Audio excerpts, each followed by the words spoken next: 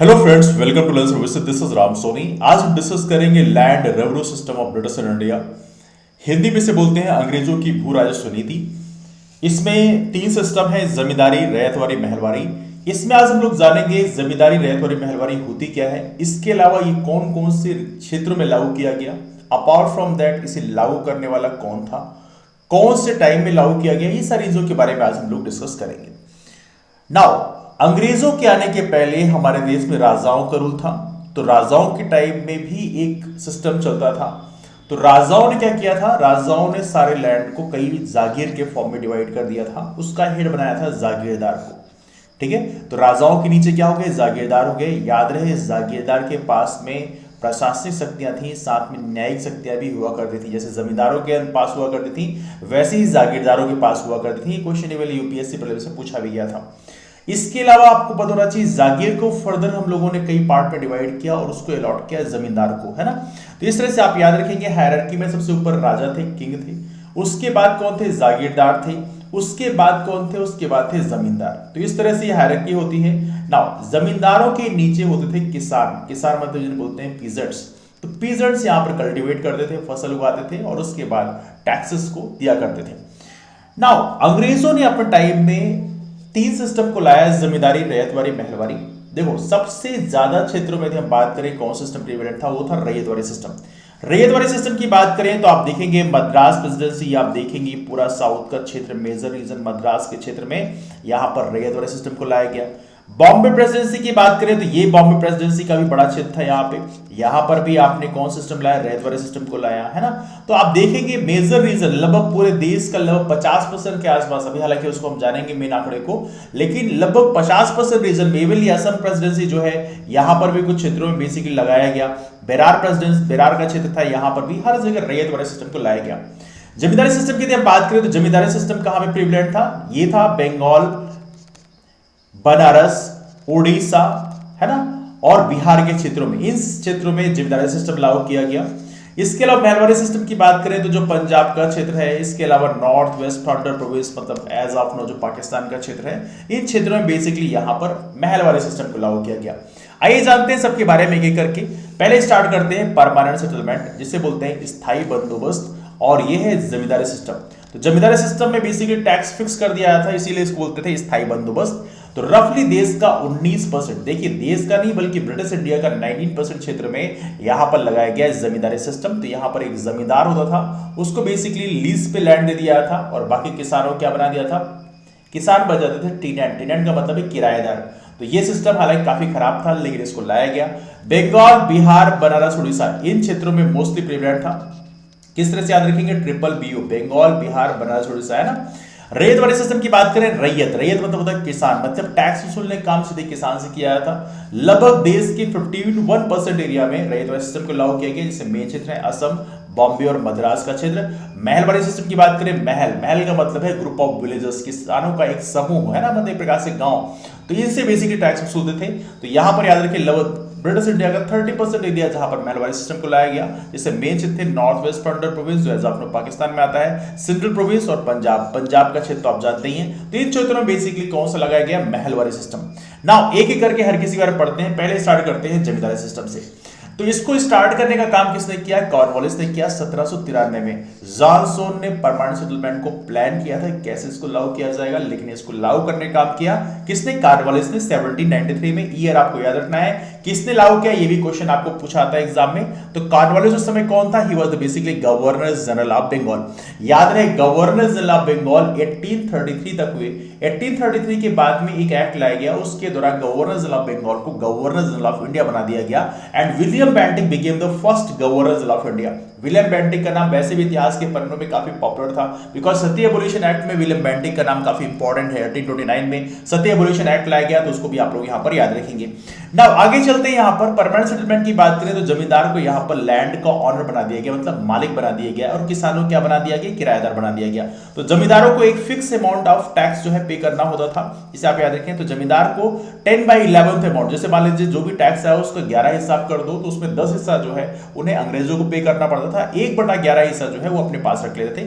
Percentage का जो division है थोड़ा गलत है इसमें, इसको आप करेक्ट कर लेंगे, लेकिन मेन जो है वो 10/11 हिस्सा जो है 10/11वां हिस्सा जो है वो बेसिकली किसको पे करते थे, अंग्रेजों को पे करते थे। 1/11 हिस्सा जो है जमींदारों को मिलता था। लेकिन कई बार ये भी देखने के लिए मिलता था कि जमींदार जो है रेट अपने हिसाब से फिक्स कर लेते थे, और देखा जाए तो इसके चलते कई बार ऐसा हो गया किसानों के साथ में एक्स्ट्रा उनसे एक प्रकार से कह सकते हैं एक्सप्लॉयटेशन होता था, मतलब जितना टैक्स लगाया जा रहा है उससे ज्यादा भी कई बार वो लगा लिया करते थे। मतलब एक प्रकार से कह सकते हैं एक्सप्लॉयटेशन किसानों का देखने के लिए बहुत ज्यादा मिला। हाँ, लेकिन परमानेंट सेटलमेंट के टाइम में जमींदारों का जो प्रशासनिक और न्यायिक शक्तियां है उसको छीन लिया गया, ये प्रॉपर तरीके से कंपनी ने अपने पास रख लिया। ये एक बड़ा डेवलपमेंट था। ब्रिटिश इंडिया के पहले की बात करें तो जमींदार होते थे, या इसके अलावा जो उनके ऊपर की जागीरदार हुआ करते थे, उनके पास प्रशासनिक और न्यायिक शक्तियां दोनों हुआ करती थी। दे हैड बोथ एडमिनिस्ट्रेटिव और as well as judicial power. लेकिन यहां पर वो चीजें छीन ली गई। एक और महत्वपूर्ण चीज है, यदि जमींदार वो फिक्स्ड अमाउंट पे नहीं कर पाया तो उनकी प्रॉपर्टी को सीज कर दिया था और उसको बेचकर पैसे वसूले जाते थे। हालांकि ये सिस्टम दोनों के लिए बहुत ही पेनफुल था, जमींदारों के लिए भी और किसानों के लिए भी। लेकिन इसको किसने लाया? It was brought by the Cornwallis in 1793। इसको आप लोग यहां पर याद रखेंगे।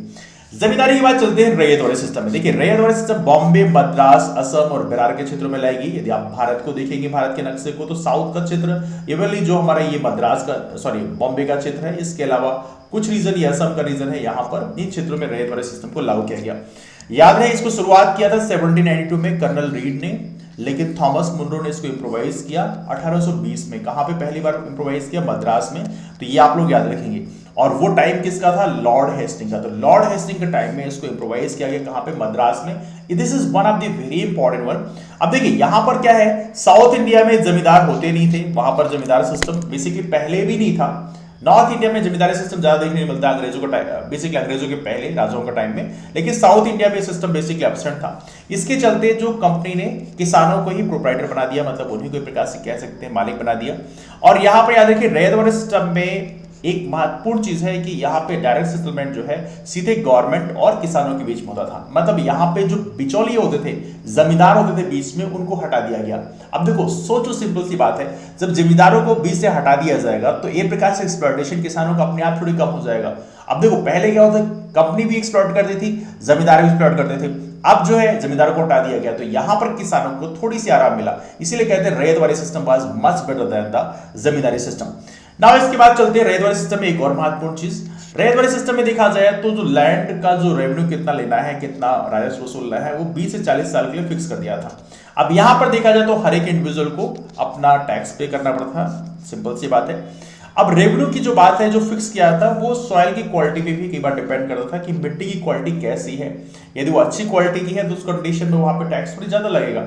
इसके अलावा जैसे बात करें इरिगेटेड लैंड है तो वहां पर प्रॉपर सिंचाई की व्यवस्था है तो 60% तक लगेगा। यदि सिंचाई की व्यवस्था नहीं है तो वहां पर 50% तक लगेगा। याद रहे एक और महत्वपूर्ण चीज है कि हमारे देश में एज ऑफ नाउ जो लैंड है, जो जो खेती आप करते हैं वहां पर एज ऑफ नाउ टैक्स नहीं लगता। पहले वही मेन सोर्स हुआ करता था, लेकिन अब एज ऑफ नाउ हमारे यहाँ खेती में जो आप करते हैं उसमें किसी भी तरह से टैक्स नहीं लगता। इसको भी आप लोग याद रखें। अब देखो सॉइल की क्वालिटी पे क्या रहेगा, कितना टैक्स लगेगा, ये जो सिस्टम है इसको लाया गया था इकोनॉमिस्ट रिकॉर्डो के द्वारा। इकोनॉमिस्ट रिकॉर्डो का जो साइंटिफिक रेंट थ्योरी है इसको बेसिकली यहाँ पर रैयत वाले सिस्टम में फॉलो किया गया था। अब चलते हैं महल वाले सिस्टम में। 1833 की बात करें, आपको याद होगा विलियम बेंटिक के बारे में पहले डिस्कस किया था कि 1833 में एक एक्ट आया था जब विलियम बेंटिक को गवर्नर जनरल ऑफ इंडिया बना दिया गया था। तो याद रहे विलियम बेंटिक के टाइम में इसको इंट्रोड्यूस किया गया महल वाले सिस्टम को। इसमें क्या है, थोड़ा मॉडिफाइड फॉर्म था जमींदारी सिस्टम का। तो यहाँ पे बेसिकली गंगा वैली है, पंजाब है, नॉर्थ वेस्ट फ्रंटियर प्रोविंस जो है अपने पाकिस्तान में आता है, कुछ सेंट्रल इंडिया का पार्ट है, यहां पर इसको बेसिकली इंप्लीमेंट किया गया महल वाले सिस्टम को। किसके टाइम में लाया गया? विलियम बेंटिक के टाइम में। किसके द्वारा लाया गया ये आपको जरूर पता होना चाहिए, बिकॉज एग्जाम में अक्सर पूछा आता है। तो 1833 में महल वाले सिस्टम को यहां पर लाया गया। इसको स्टार्ट किया हॉल्ट मैकेंजी ने। अब देखिए यहां पर इस सिस्टम की हम बात करें तो यहां पर बेसिक यूनिट जो है रेवेन्यू सेटलमेंट की वो होती थी महल। महल मतलब विलेज, मतलब गांव। एक गांव से बेसिकली टैक्स वसूलते थे। तो विलेज लैंड की बात करें, इसको ज्वाइंटली जो है जो किसानों का जो ग्रुप होता था उसको दे दिया था। तो यहां पर याद रखिएगा कि यहां पर जमींदारों का सिस्टम अपसेट कर दिया गया और ग्रुप ऑफ विलेजर्स को बेसिकली राइट्स दे दिए गए, अधिकार दे दिए गए। तो यहां पर याद रखें कि entire land of Mahal was measured at the time of fixing the revenue. जब रेवेन्यू फिक्स कर रहे होते थे कितना टैक्स लेंगे, उस हिसाब से उस समय बेसिकली इसको मेजर किया था कि कितने एरिया के लिए कितना टैक्स आपको पे करना होगा, है ना। ये है महलवारी सिस्टम। तो ये हमने डिस्कस किया 3 सिस्टम के बारे में, जमींदारी, रैयतवारी, महलवारी। इसको एक बार जल्दी से फिर से रिकॉल कर लेते हैं। Let's recall that thing very fast. तो जमींदारी सिस्टम की बात करें, इसको लाने का काम किया कॉर्नवालिस का टाइम है, 1793 में लाया गया। बंगाल, बिहार, बनारस, उड़ीसा के क्षेत्र में लाया गया। इसके बाद हम बात कर रहे हैं रैयतवारी सिस्टम की। रैयतवारी सिस्टम की बात करें, लॉर्ड हेस्टिंग का टाइम में लाया गया और थॉमस मुनरो ने इसको इंप्रोवाइज किया 1820 में। तो 1820 में बेसिकली इसको लॉर्ड हेस्टिंग के टाइम में इंप्लीमेंट किया गया। इसके अलावा महलवारी सिस्टम की बात करें, महलवारी सिस्टम को लाया गया विलियम बेंटिक के द्वारा 1833 में। तो कब किसको लाया गया ये आपको जरूर पता होना चाहिए, बिकॉज एग्जाम में ऐसे क्वेश्चन पूछाते हैं। भारत की आजादी के बाद लैंड रिफॉर्म्स क्या हुए?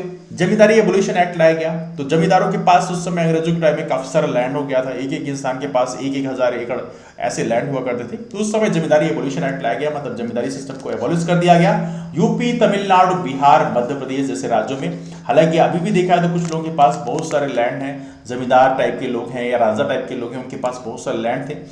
तो ये प्रकार से कह सकते हैं इसको प्रॉपर तरीके से इंप्लीमेंट भी नहीं किया गया, तो ये बड़ी समस्या है। लेकिन फिर भी एक बड़े मात्रा में इंप्लीमेंट किया गया। आज भी हमारे यहाँ बहुत सारे किसान ऐसे हैं जो basically they are basically labours, उनके पास लैंड ही नहीं है बेसिकली। तो एज ऑफ नो ये भी बड़ी समस्या है।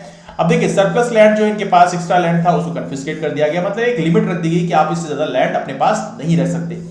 बाद में लैंड सीलिंग एक्ट भी लाया गया। लैंड सीलिंग एक्ट का मतलब यह है कि जितना इससे ज्यादा यदि आपके पास लैंड है, जैसे मान लो 10 एकड़ की लिमिट डाल दी गई, 10 एकड़ से अधिक लैंड यदि आपके पास में है तो वो कन्फिस्केट कर दिया जाएगा और वो बाकी किसानों में बांट दिया जाएगा। तो ये सारी चीजें बेसिकली लाएगी जो कि इंडिपेंडेंस के बाद में इस तरह से रिफॉर्म लाएगी। तो ये रहा हमारा land revenue system of British India. आपको वीडियो कैसा लगा नीचे कमेंट करके जरूर बताएं और साथ में यदि आपके पास कोई डाउट्स हैं तो कमेंट करके जरूर पूछें। हमारा टेलीग्राम ग्रुप ज्वाइन कर सकते हैं लर्न सर्विसेज, उसकी लिंक आपको नीचे डिस्क्रिप्शन बॉक्स में मिल जाएगी। और वीडियो पसंद आया तो अपने यार दोस्तों को शेयर जरूर करें, वीडियो को लाइक जरूर करें और चैनल को यदि आपने अब तक सब्सक्राइब नहीं किया देन डू सब्सक्राइब चैनल। मुलाकात करते हैं फिर, तब तक bye, take care, have a wonderful day, keep move forward and take care.